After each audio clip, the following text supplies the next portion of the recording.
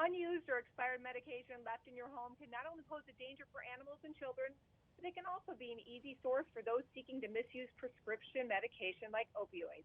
Joining us now to tell us how to properly dispose of medication is Jay Campbell, Executive Director of the North Carolina Board of Pharmacy and NABP President, as well as Melissa Madigan. She is the Policy and Communications Director for NABP. Thanks for joining us. Hey, thank you for having us.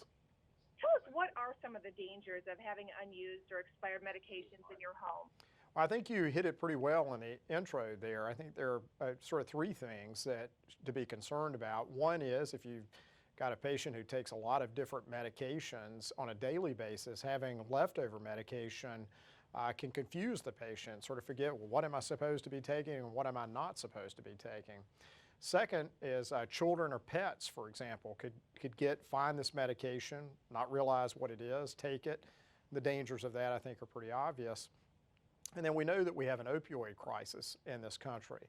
And one way that teenagers and young adults who begin to experiment with prescription drugs, particularly pain medications, get the opportunity to do that is by finding extra medication in friend or family members' medicine cabinets. So throwing medication away in the garbage is clearly not a good idea. What is the best option? You're right. It's not a great idea to just put drugs in the garbage can because children, pets, anyone can still find those drugs in the garbage can and be harmed by them. The best option is to find a permanent out-of-the-house prescription drug drop-off place. Melissa, tell us how NABP is helping to make year-round safe medication disposal more accessible for everyone. Yes, so NABP has a new website, and the web address is safe.pharmacy. And on that website is a tool that patients can use to find a place to return their medications for proper disposal. All they need to do is go to the home page, scroll down a little bit, put their zip code in or their city and state, and what will pop up are a list of disposal locations nearest them.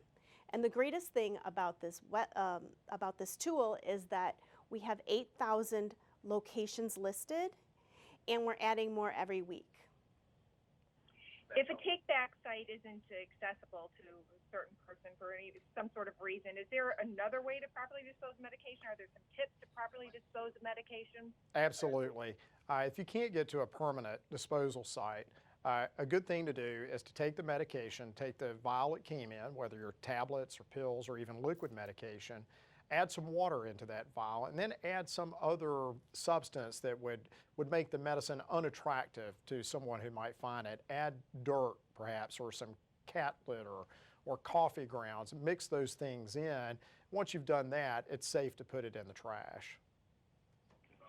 When can the State Board of Pharmacy or pharmacists be a good resource for safe medication disposal? Well, pharmacists, as you know, are the most accessible healthcare professionals. Most patients see their pharmacist once or multiple times per month. When you go in and talk to your pharmacist, ask, how long am I to take this medication? What should I do if I have any of it left over? Ask your pharmacist where the nearest prescription disposal site is. Sometimes the pharmacist may have something, a powder, for example, that they can give you to add to old and expired medications that will make it safe to put it in the trash. Is there a place folks can go for more information? Yes, they can go to safe.pharmacy. Thank you, and thanks so much for joining us. Thanks for having us. Yeah.